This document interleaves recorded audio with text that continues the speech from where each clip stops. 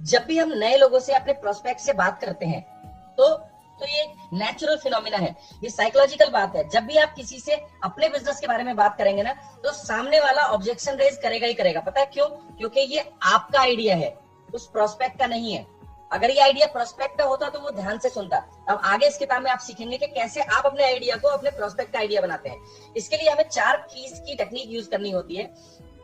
उस टेक्निक का इस्तेमाल करके दोस्तों वो आपको बताएंगे कि वो इस बिजनेस को क्यों करें। और वो टेक्निक है बेट द आइस, बर्फ पिघलाइए, find the hot button and press the hot button and get a commitment. दोस्तों हमारी जितनी भी प्रेजेंटेशन है वो इन 4 बटन के इर्द गिर्द घूमनी चाहिए। मैं एक एक करके आगे चल के टॉपिक्स को आपको कवर करूंगा। आप जिस व्यक्ति को अपनी प्रेजेंटेशन दे रहे हैं, अगर उस व्यक्ति ने आपको पसंद कर लिया तो जो भी आप दोगे वो ले लेगा। लेकिन अगर ये आपको पसंद नहीं करता तो आप दुनिया की कितनी भी अच्छी चीजों से दे देना, वो आपसे नहीं लेगा। तो सबसे पहले हम बात करेंगे find the hot button. Hot button ढूंढने के लिए हमें पहले बात करनी होगी कि वो किन बातों से अपसेट होता है, किन बातों को लेकर के वो परेशान है, उसकी जिंदगी में क्या ऐसी चीज है जिसको लेकर के वो एक्साइटेड है, और कौन सी ऐसी चीज है जिनको लेकर के वो कंसर्न है, और क्या क्या ऐसी चीजें उसकी जिंदगी में जिनको लेकर के वो गुस्सा हो जाता है। दोस्तों सबसे पहले इमोशंस ड्राइव करती हैं किसी भी इंसान को, तो हमें उन इमोशन तक पहुंचने के लिए हमें पीएमएफ फाइंड आउट करना होता है। दोस्तों जब हम पीएमएफ आइडेंटिफाई करते हैं किसी भी व्यक्ति का प्राइमरी मोटिवेटिंग फैक्टर, वो कारण जिसके करके वो इस बिजनेस को करना चाहेगा, तो जब हम उसे डिस्कस करते हैं तो हमारा जो प्रोस्पेक्ट है वो अपनी उम्मीद, सपने और डर, ये सारी चीजें हमसे शेयर करना शुरू करता है। जब कस्टमर या प्रोस्पेक्ट बोलता है ना कि मैं इतना बड़ा घर लेना चाहता हूँ, मेरे ये सपने हैं, तब जाकर के हमारी कहानी शुरू होती है। तो हमें नहीं बोलना, हमें कस्टमर से या प्रोस्पेक्ट से ज्यादा बुलवाना है। तो हमें उसका पीएमएफ निकलवाना है, उसके शब्दों में निकलवाना है। जब वो बोलेगा ना कि मुझे बहुत बड़ा घर चाहिए, तब वो सोचेगा इस बिजनेस के बारे में। आपका जो प्लान है ना दोस्तों, वो तो सिर्फ एक रास्ता है उसके घर बनाने के लिए। तो प्लान पे आने से पहले हमें ये बहुत जरूरी है डिस्कस करना। तो ये पीएमएफ हम आइडेंटिफाई करेंगे, और आइडेंटिफाई करने का एक तरीका है कि आपका जो पीएमएफ है वो आपका है, सामने वाले का पीएमएफ कुछ और हो सकता है। और इस बात को शुरू करने के लिए एक सबसे शानदार सवाल है। आप लोगों को बोलिए कि क्या आपको पता है कि लोग नेटवर्क मार्केटिंग बिजनेस क्यों ज्वाइन करते हैं? तो वो 2 ही सवाल बोलेगा, हाँ मुझे पता है। तो ध्यान से उसकी बात सुनिए, और वो इधर उधर की जो भी कहानियां सुनाएगा, या तो नेटवर्क मार्केटिंग में बहुत सफल होगा तो वो सीधी सीधी बात करेगा, और अगर सफल नहीं है तो वो इधर उधर की बातें करेगा। तो बहुत ध्यान से सुनिए, और अगर वो कहे नहीं मुझे नहीं पता, तो आप उनको बताइए आइए मैं आपको बताता हूँ कि लोग नेटवर्क मार्केटिंग क्यों करते हैं।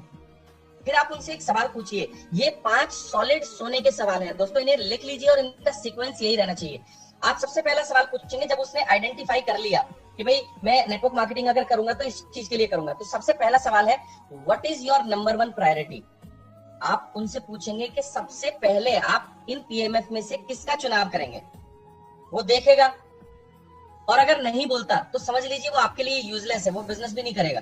और अगर वो देख के बोलता है कि भाई मैं एक्स्ट्रा इनकम के लिए इस बिजनेस को करना चाहता हूं, तो आपका दूसरा सवाल होगा आपने उसे क्यों चुना।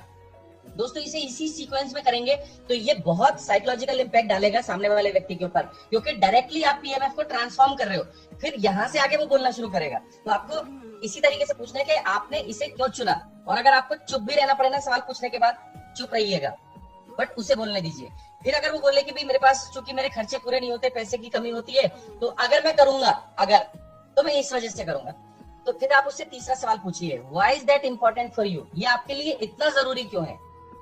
दोस्तों यहाँ से वो थोड़ा सा सीरियस हो जाएगा। 2 तरह के लोग हैं, एक नेगेटिव एक पॉजिटिव। नेगेटिव हमारे किसी काम का नहीं है, और जो पॉजिटिव है वो आपकी प्रेजेंटेशन में आपके साथ आ जाएगा। दोस्तों तीसरा सवाल जब हम पूछते हैं ना ये आपके लिए इतना जरूरी क्यों है, तो 1 मिनट के लिए आदमी चुप हो जाता है और उसकी आवाज हल्की सी भारी हो जाती है, और वो या तो राइट हैंड साइड या लेफ्ट हैंड साइड या नीचे की तरफ देखना शुरू कर देता है, और वो अपने सोच में खो जाता है।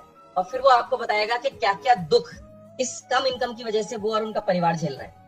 कोई भी आदमी किसी भी काम को 2 कारण से करता है, या तो वो बहुत सारा पैसा कमाना चाहता है, या वो अपनी जिंदगी में कोई दुख और पेन होता है उसे खत्म करने के लिए कोई भी आदमी कोई कदम उठाता है। तो सीधे आप उसके दिमाग में और दिल के अंदर पहुंच रहे हो। जब वो बोले कि ये कारण है, मैं इतनी परेशानियां झेल रहा हूँ कम इनकम की वजह से, फिर आप उससे पूछिए कि इसके क्या रिजल्ट आ रहे हैं आपकी लाइफ। मतलब आप उनसे ये भी बोल सकते हैं कि मान लो अगर आपने वेस्टीज ज्वाइन नहीं करा और आपको ये एक्स्ट्रा इनकम नहीं मिली, तो आने वाले समय में आपके ऊपर और आपके परिवार के ऊपर इसके क्या परिणाम हो सकते हैं। दोस्तों ये सवाल पीएमएफ को एकदम से एक्टिवेट कर देता है।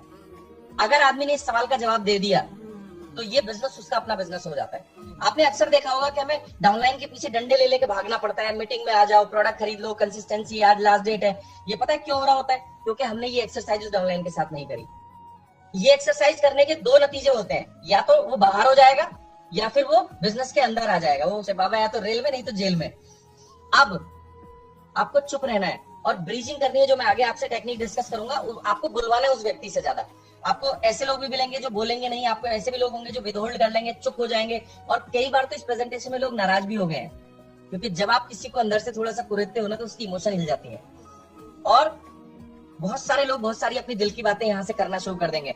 और जब वो अपने उन परिणामों के बारे में बात कर रहा होगा, लास्ट सवाल आपको पूछना है कि आप इन परेशानियों और परिणामों को लेकर के इतने चिंतित क्यों हैं।